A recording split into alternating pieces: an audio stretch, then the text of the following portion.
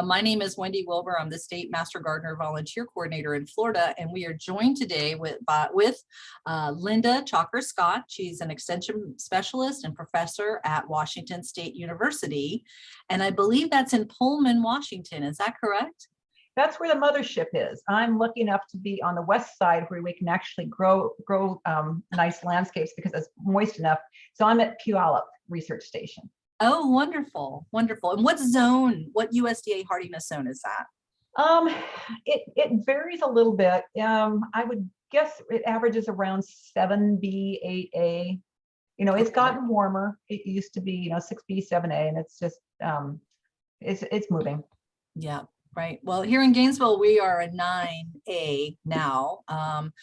We had been when I moved here 30 years ago, we were at 8B. So it's interesting that we're so far apart, but our zones are not. So it's fun. All right. So we welcome you to the book club, the Master Gardener Volunteer Book Club, and we welcome our readers who are populating our Zoom box and high out there in Facebook land as well. So for our first slide, I want to know what county you are zooming in from, and we want to hear from you. We want you to chime in on the chat. Please don't use the question answer box today. We're just going to use the chat itself. And I want you all to stay tuned for the wrap up slide, because we're going to have a big announcement, big news for 2022. So hi, Ellie in Suwannee County. Hi, James in Volusia County. Hi, Lauren in Marion County. That's Ocala, where all the horse farms are. Hello in Sarasota to Joanne and Kathy in Pasco. Hello. Barbara Young, hello from Walton County. And that's way up in the Panhandle. And all the way down in the Keys, we have Laura. And she's also, I don't know if Laura, are you joining us also from Lackawanna County in Pennsylvania today, or are you just two spots? And from the St. Augustine, our oldest town, we've got Jane joining in. And hello, Leslie in Monroe County, which is the Keys. Hello, Nan and Clay. Clay, I know you had your awards presentation last night. I hope that was a lot of fun. And hi to John in Orlando. And hi to Bassam in Seminole. Bassam, I saw your Facebook story the other day. You're doing good things. I love what you're growing down there. And Judith is a big hi to you in Thomas County, Georgia. And okay, Laura, thank you for clarifying. Yes, you're in Pennsylvania today. Well, I guess I would be in the Keys today, not in Pennsylvania. Gail Gauthier, hi, in Broward. And yeah, we have a great group joining us today, and I think we all really enjoyed reading the book together. So I'm thrilled with that, and I know that you all are growing some awesome things in your garden, and I think we're going to have a really fun and a lively discussion today. So you, Linda, are out in Washington State and at Washington State University. And you also have this other side gig going on called the Garden Professors. And it's seems to be all about myth busting, but you alluded to the fact that it's a little bit about setting the story straight. And so tell me a little bit about your myth busting and the blogging and the podcasting that goes on with the Garden Professors. Okay, well, thanks for having me. This is a fun thing to do. I've never been part of an online book club before, so this is a new one for me. I got started on the kind of the practical aspects of plant science long after I got my PhD. So I have to tell you, my PhD is in plant physiology, woody plant physiology, with a minor in biochemistry and a minor in botany. And for my first several years, I was a bench scientist, and so all of my work was lab work. I had a little bit of field work, but not a lot. And then when I was at University of Washington, Seattle, we were firebombed in 2001 by eco-terrorists, and so we lost our entire building. And that was my lab too. Oh my gosh, I had no idea. Oh, the things that happen during one's career are really quite amazing. So the lab was gone, and any real ability to do any kind of lab work was gone. But at the same time, I'd been teaching a course in landscape plant selection and management, which I had never taught before because I wasn't really doing the applied plant sciences. I was doing the physiology and cell biology and things like that. And in doing the teaching along with the firebombing, I really got interested in why we have so many failures of landscape plants in an area where we grow plants like weeds, because it's a moist, mild environment. And in urban areas, I think the average street tree life in Seattle was something like 7 or 8 years. I mean, they just die really fast. And so as a physiologist, I was really interested to know why. So I started getting into that along with my teaching. And then in 2004, I took a jump and went from University of Washington State to take a full-time extension appointment. And it was really in looking at this type of need for science-based information on how to manage gardens and landscapes that I got into what I do. So first started with the myth busting, which was as a column for our state nursery and landscape industry. And then after that was all done, I put them up on the web so anybody could read these white papers. And then that kind of led to, talking to some of my colleagues in other states, Jeff Gilman and Holly Scoggins and Bert Craig, all of whom have part-time, or had at that point part-time extension appointments. And we started the Garden Professor's blog, which we started in 2009, and we were taking turns at that point, we were writing every week, and we just took turns with every day. So there was something going up there all the time. And Wow. and it didn't last, that pace couldn't last for very long. And so now it's just a once a week posting. But that was a really great way to reach people online with good science.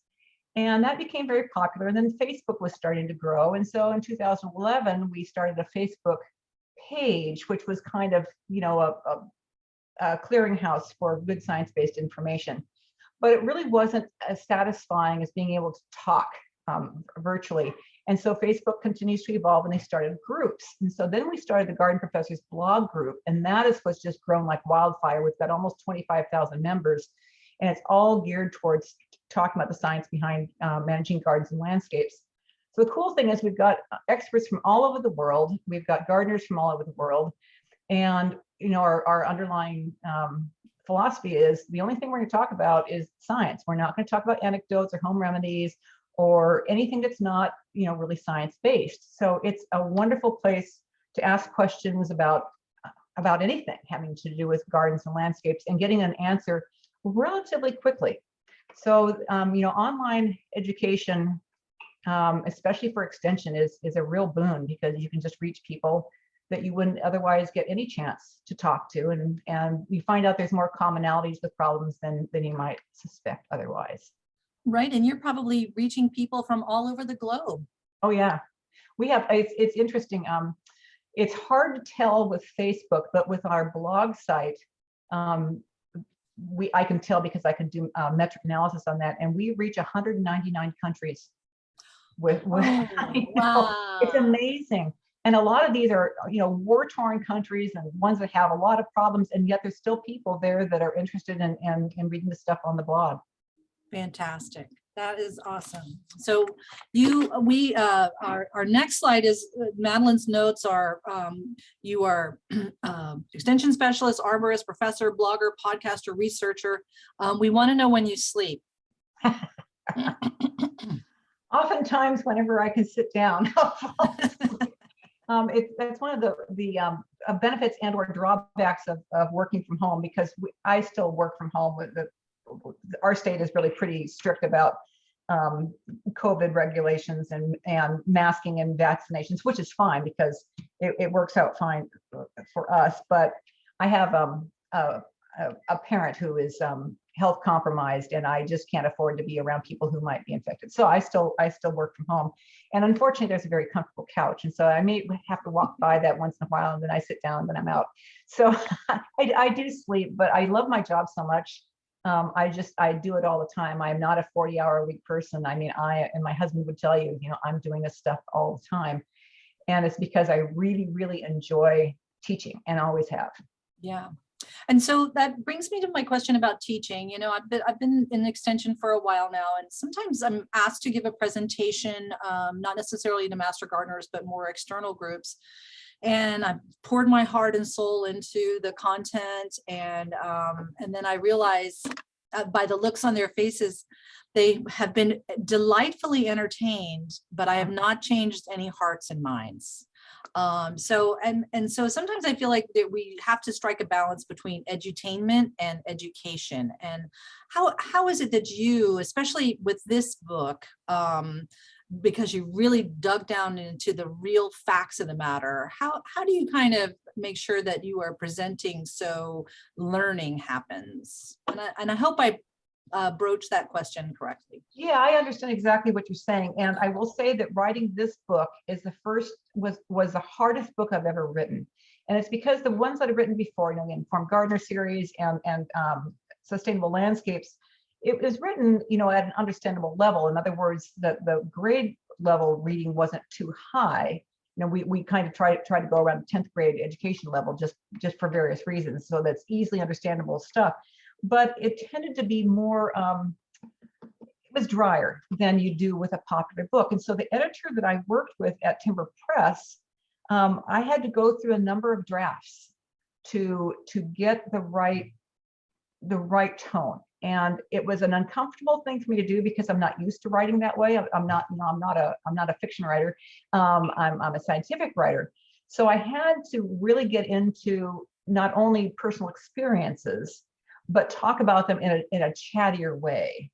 And it's something I can easily do in person, but it was hard for me to do in writing, but I learned how to do it. And it's a really valuable thing to learn how to do, especially for the writing.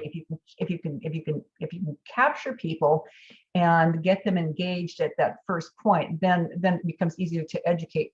What I've really noticed with the blog is that if we have blog posts that have a lot of pictures, that's where we get the most hits. And the pictures, as you say, worth 1,000 words. And so I did one on a cautionary tale about using landscape fabric and what happens in terms of weeds and plant health and everything else. And that one was really popular. And then I just did one on, I can't remember now. I'm working on my one this week, and so I forgot what last month's was. But it's another, cautionary tale that I had a lot of photos for. And within one day, we had over 3,000 people read that blog. Wow. And we've noticed over time that it's when we have those pictures that explain what we're talking about, where you really start to change people's minds. So, and that's what I think the trick is, and I agree with you, the line between being entertaining and being able to change people's approaches can be difficult. The nice thing about master gardeners is I haven't met a master gardener yet who's not interested in learning the science. Mm-hmm. If you're working with an audience who's already got their mind made up, you're not going to change it regardless of the pictures you show. It's not going to happen. But if you've got people who are open to thinking about looking at things a different way, and you can both connect with them as a gardener and show them photographic evidence about what happens, that really makes a difference. Right. Yeah. Yep. Just as an aside, we did a blue dye staining to show the movement of irrigation water through the soil. And so you put down soak the grass with the blue dye, run the irrigation for the amount of time that you're supposed to. For us, it's a 1/2 inch to 3/4 of an inch. And then I overwatered another spot with the same. I watered for two inches worth. And then we dug out the soil, and we could see how the blue dye moved through the root zone, and then on the 2 inches moved way past the root zone. So really able to show how you can flush your water out. I mean, just, those, like a photo like that, any pictorial that's so excellent for you to share that knowledge with us, because Madeline and Emily, who are on with us today, kind of manage our social media and our communications. And I think the more pictures, the better. So thank you for sharing that with us. That's yeah. And the videos, as you're right, the videos are even better. And so, if you've been on our website, you've seen that, or on the Facebook page, you've seen that we posted the video about the wiggle test, how to do the wiggle test, and just showing what happens when a tree hasn't established and that you can wiggle it, the ground moves and everything. People love that. They love to see, and then they will try it themselves, and then they learn, gee, if my tree is wiggling, it's not established and we've got a problem. Right, exactly. So on our next slide, we talk about how you presented to us your what we're calling it, your first grand mistake. And I think we have all made grand mistakes in our landscape. But this one with your beautiful Japanese maple root system kind of getting destroyed there, and then it failing was great. Was a great way. And Barbara, thank you for mentioning that the analogies really work. And I think this one really worked for us too. So I want to ask the Master Gardeners, what has been your most memorable gardening mishap? So I have a couple for myself to share. One of my main ones was in my first home. I had a lady at church tell me that as I was getting ready to landscape, she said, well, why don't you come by my house? I have lots of plants and I have this beautiful purple flower, and I'll give you a shovel and I'll give you bags and you can take all you want.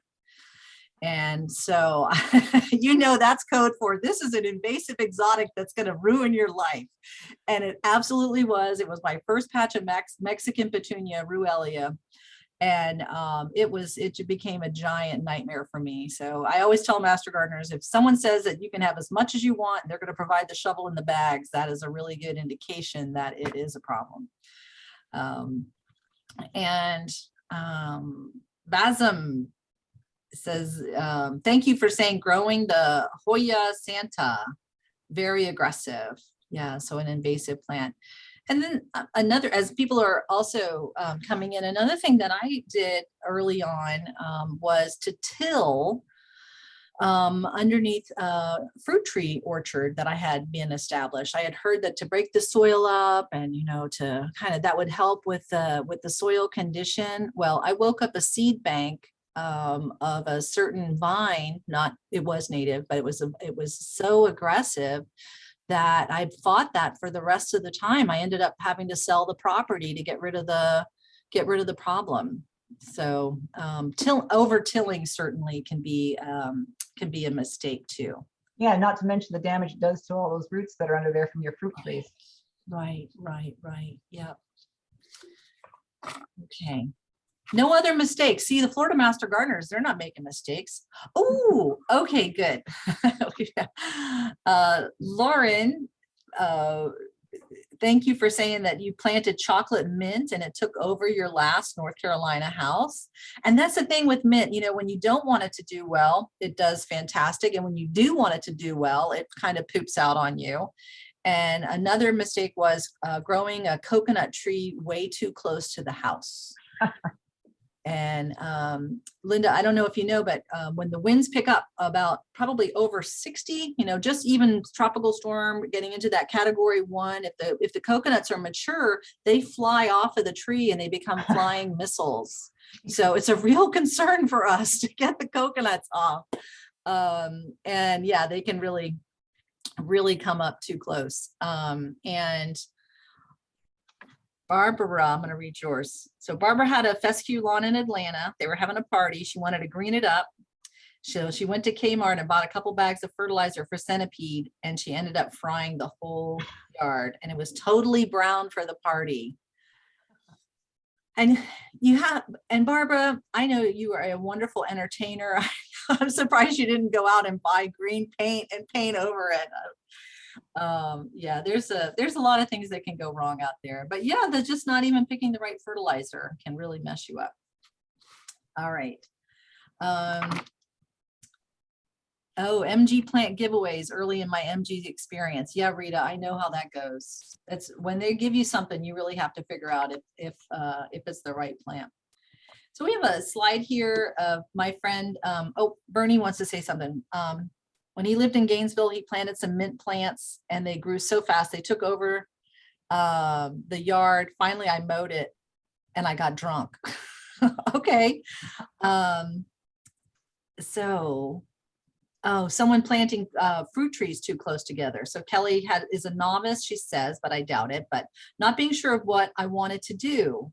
Also a Haas avocado tree that never bloomed and starting over, planting fruit trees too close together. Yeah, and I think sometimes another challenge I see is when people aren't sure what they want to do. And so they just keep throwing plants at a situation, hoping that it makes sense. And I would encourage everybody to really have a plan. A plan is a really good thing for that. All right. Okay, so this is Sheila Dunning up in the Panhandle planting a tree for Arbor Day with some young children. And one of the things that I thought was fun, Linda, was that your Arbor Day and our Arbor Day do not fall in April. Well, they do, because National Arbor Day is that third Friday or third weekend of April. But here in Florida, that is the exact wrong time to plant. It's not horrible, but we're much better off planting in the fall. But our Arbor Day is in January, because it's a great time for us to go ahead and plant. And so we have our Florida Arbor Day, and then your document on Washington State Arbor Day saying it's better to plant in the autumn, and really paying attention to our water patterns. When is it going to rain? How are we going to possibly keep up with the watering? If in Florida we planted a tree in April, we would have to keep up through the dry rest of the spring, and then our intermittent rainy season that may or may not happen. So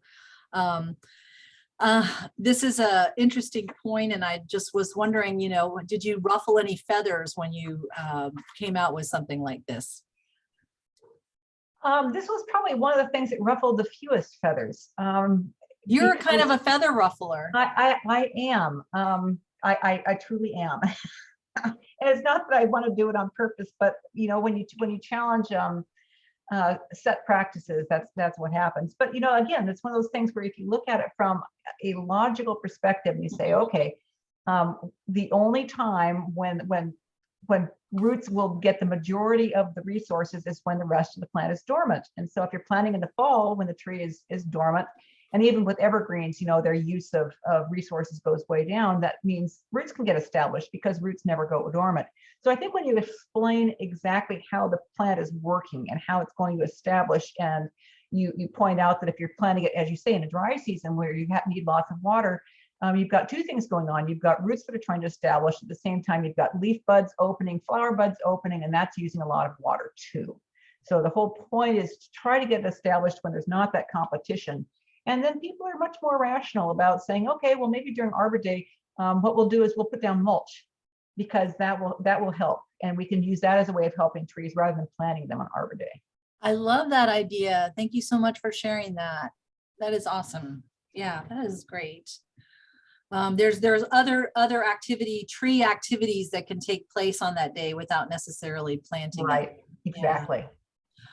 Yeah.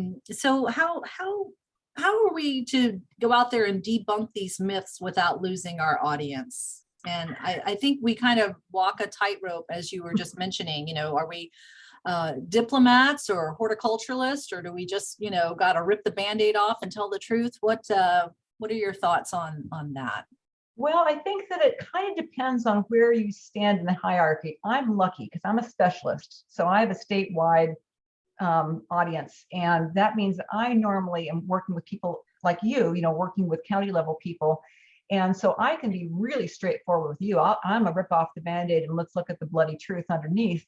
Mm-hmm. And then you are the ones that can couch it in more diplomatic terms and just say, this is where the science is leading us, and these are the reasons why this particular practice works better. And so you can make it more diplomatic.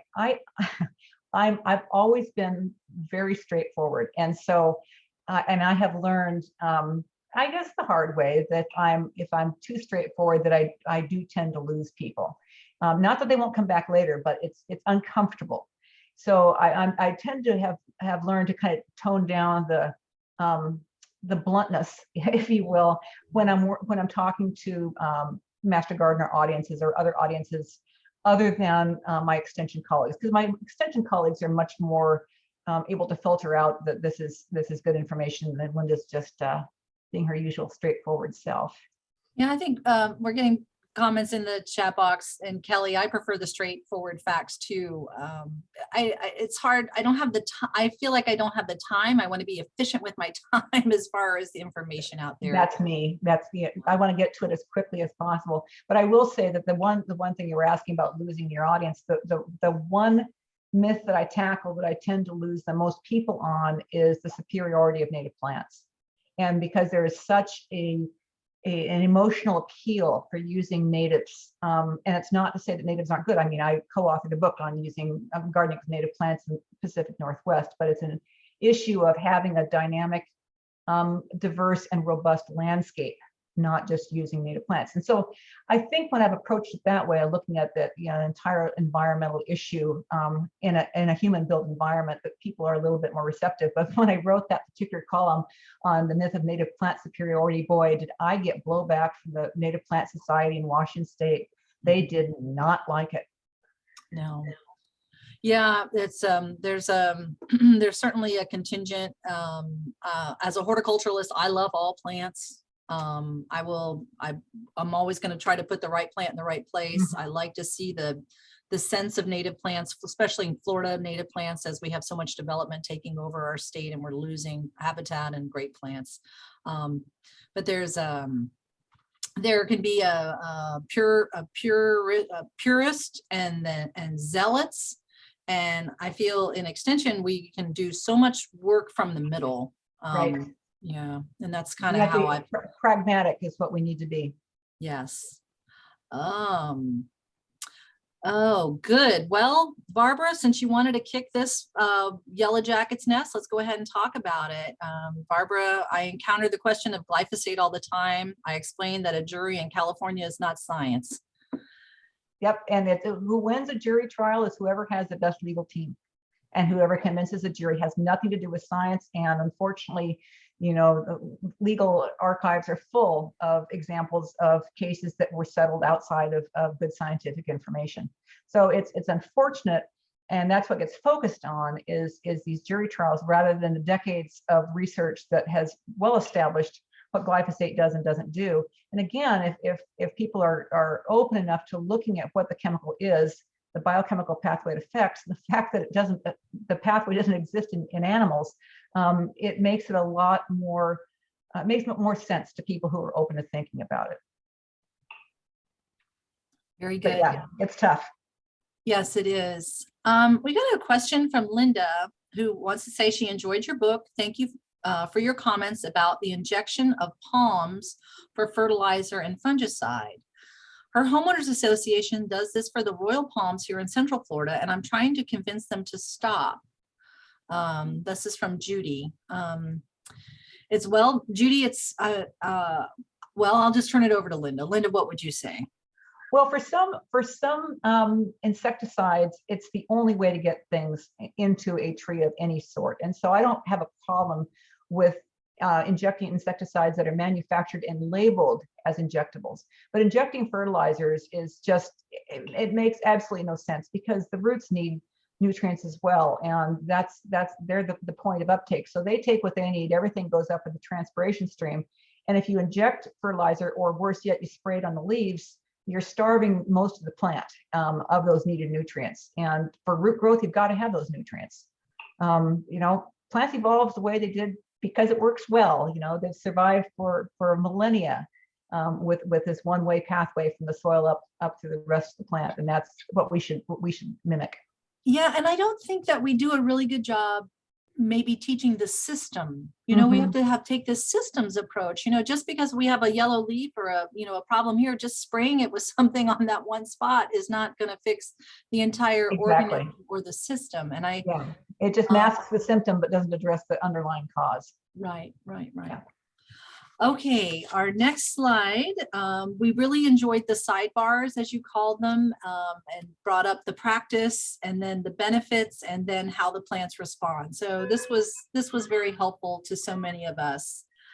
We really appreciated that part of the book. And it's such a great resource for us to flip on back to. And then our next slide, we saw the practice and the benefits, but we had so much to learn from this book. And Madeline asked me, well, Wendy, what did you learn? And I was reminded about a lot of things from plant physiology, from college. I feel like my knowledge was updated because I had physiology 20 years ago and science has changed. So things are better. But I'd like to ask our readers, what did you learn from this book? Go ahead and put that in your chat box, please. And I will say that one of the things that I learned was I think in my physiology class, we got a little bit behind and we didn't talk so much about anthocyanins very much. And so I really enjoyed the discussion there and how you basically dedicated a whole chapter to it. My master's research was in blueberries, so I did think about them a lot, but to see the disease with the red dots.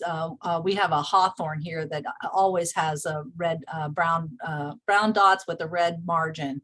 And that really got me thinking about it, like, oh, okay, that pigment is doing something, is, helping to protect the plant. So that was something that I really enjoyed learning. And everybody else, you learned stuff, so go ahead and put it in there. Oh, that violets had flowers that bloom underneath the soil. I know about peanuts, but I never thought about violets. So that was fun. And we also have a invasive plant called the Bengal dayflower, camelina, that blooms underground. So that got me thinking about that as well. So it was just a lot to learn, and it's good to look at the cellular structures again too. So, okay, you guys, pop in there what you learned. Oh, yeah, Mel Robinson, good point. The different types of photosynthesis. We talk a lot about, regular photosynthesis, and the Johnson grass, you had your dirty dozen of the C4 photosynthetic plants, and it's like, oh, those are all my favorite. No wonder they grow overnight, because all they're doing is packing carbohydrate into those cells. So really, really good. And James has learned about the rhododendron leaves rolling up, the different, and when they get cold, why they roll up. So that was a really cool fact as well. Yeah, we learned a lot. That's great. I'm really glad to hear that. And I do need to tell all of you that back when I was getting my PhD, which was in the late 80s, all the things that I've written about in my myth busting were all things I believed, because the knowledge wasn't out there. Urban horticulture was brand new. Arboriculture was brand new. And there just wasn't the research to show that these things that we believed, many of which were based in agricultural science, just didn't work once you looked at things in gardens and landscapes. So I believed all kinds of things that weren't true. And I had bad practices in my first landscape too, as well as the death of my blood good maple. It makes me think about in 2004, we had 3 hurricanes. Actually, we had 4. We had, but 3 that went across the peninsula. And the calls that came into the extension office for me were, I have a tree that's over. Where is its taproot? In fact, where are all of its roots? And I'm like, they're all on the top, 6-10 inches, and it's a whole network that's all under your house. The taproot does not exist. And that was really hard for people to understand. Oh, except they were looking at it. I know. And the thing is, I've seen this all my life, because, we would have blowdowns of, Douglas fir occurring, in natural areas, and you'd see this root mass. And it was all one big pancake. And I never thought about the fact, when I was learning all about taproots and thinking that mature trees had them, there was never taproots in those things. Never. Because they don't exist in mature plants. They're only juvenile structures. Yeah. Right. That's kind of hard to tell. So Leslie, thank you for saying how plants tell time and how flower colors is the light that they don't absorb. That was a really, really cool chapter. And Zarina, thank you for saying this book let me know that your plant wasn't falling over, but it was looking for something to climb. I thought that was great too. Yes. And how red leaves can use blue light for photosynthesis, making it harder for the plant to make carbohydrates. It's the whole science of light is really fascinating. I mean, Linda could write a whole book on that. Well, my master's degree was actually in photobiology, so Okay. and I wasn't working with plants at all. I was working with marine organisms, but yeah, the whole science of light is really interesting. Yeah, for sure. Okay, moving along. So we have read eight, we have read 8 books since the pandemic started. And these are the books that we have read. And I have a question. Have any of you, have any of you read all 8? Let me see. I will tell you I have. And Madeline has. Madeline, you don't have to switch slides, but while other folks are chatting in, Judy Arnold was surprised on your comments on compost tea. And it is very trendy in Florida. And I thought the subtitle was tea, no please, I think is what it was. The other thing I think about is about compost tea is food safety issues sometimes as well. So. Yeah, it's one of those things, and master gardeners especially should be aware that a lot of these products are named in a way that's very emotionally appealing to gardeners. Scientists call compost tea compost leachate because that's what it is. It's water that leaches through the compost, and you can't sell something called compost leachate because it sounds like leeches. You can't sell magnesium sulfate, but you can sell Epsom salts. You can't really convince people about using cardboard and compost unless you call it lasagna mulching. I mean, there's all these things that make things emotionally appealing to gardeners, and they are vested in it just solely on emotions. So and the whole compost tea thing, I mean, this actually was the very first myth I ever wrote about, was myth busting. This is in 1999 about the lack of science, and it hasn't changed. There is no science that supports its use, but it just becomes more and more popular, which is intensely frustrating because it's a real waste of resources. Right. Yeah, it is. And maybe the science will follow, you know. Well, as I said when I talk about it, is there's probably some microbes in there that have a beneficial effect if when sprayed on plants. If you're looking at a like a pesticide type of application, but you need to do the same thing with it as they've done with other types of microbes. Isolate whatever is having the effect, and then grow it, and then use it specifically because it has that effect. And compost tea is different with every batch. It's just every batch. There's no consistency. Yeah. And it's not a recipe. It's actually a really diverse, complicated microcosm, and it's going to have unknown effects. In terms of affecting soils, it has virtually no effect on soils, especially compared to what compost will do with soils. Compost is orders of magnitude better in terms of nutrient levels, beneficial microbes. There's no comparison. Right. I had seen one study with compost tea where it was a student study, citizen science, and they were watering with it every day, and they were comparing it to another plot where they weren't watering every day. So I was like, well, how do you know it just wasn't the water? Oh, we hadn't thought about that. Okay. Yeah, that's a problem. And that's when it's so important to understand, what a variable is when you're doing an experiment, So that one had 2 variables. It had compost tea and water, as opposed to one variable to look at. Yep. Water's kind of important. So yeah, just a little bit. Just a little bit. Okay, so go ahead. I'm sorry, I'm just going to say, I like to say, people always ask what my favorite products are, and I say my 2 favorite miracle products are water and wood chip mulch. Good.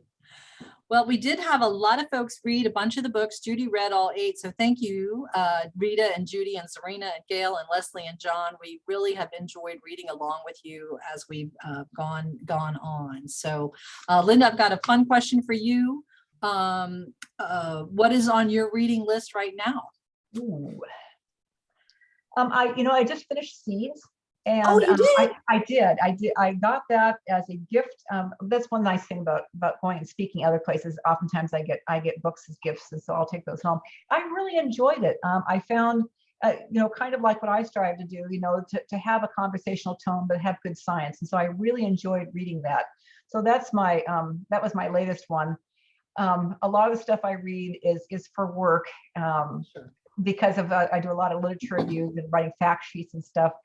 And what's on my trying to remember. I've got several books that I need to start reading, especially fiction. And I am embarrassed to say I don't have one that is jumping to the top right now. But I will. Fine. So that seeds, the seeds book, we enjoyed reading that, but there are a couple of chapters I want to go back and read again, like the pepper chapter and the chocolate chapter. Yeah. There's some ones that I really would like to, because it was book club, so it was going kind of fast. I would like to take a little bit more time to reread that. And you know what I really liked about his compared to Botany of Design, but Botany of Design was written really well, but there was a lot of plant science facts that weren't correct. And it also kind of anthropomorphized plants, saying that plants were deliberately doesn't that aggravate you? It aggravates me a lot, because plants, they are so much better than animals in terms of some of the things they can do. To reduce them to being like people just really does them a disservice. Oh, I like that. Yeah. So, I mean, their biochemistry is amazing. There's nothing has biochemistry like a plant does, because they make their own energy. And so they can make anything they want. And not want is the wrong word, anything that helps them survive. Yes. Yeah. So that's why I like seeds, because it had those chapters on specific plants and talked about it from, from a science strong background. And so I really enjoyed that. Yeah. Well, on my reading list, and I don't know if it'll hold up in my, it's in my camera. It's Waking Up in Eden. And this is a book by Lucinda Fleeson, and it's about a botanist that travels to Hawaii and discovers a lot of the invasive plant issues that they have in Hawaii.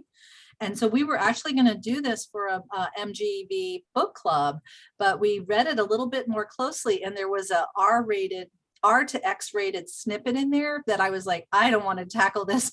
I don't want to tackle this with the Master Gardeners. So if you all are interested in this one, it's got in the middle, there's a juicy part. So, and I don't, if any of we are kind of always considering new books out there. So we'll be having other ones coming on. And you have written a total of 4 books, right, Linda? Actually 5. 5. Yeah, there's one that was that's hard to find because it was published locally through Good Fruit publications, and it isn't anything that exists in bookstores. It's on Amazon because I sell it, but it's Sustainable Landscapes and Gardens.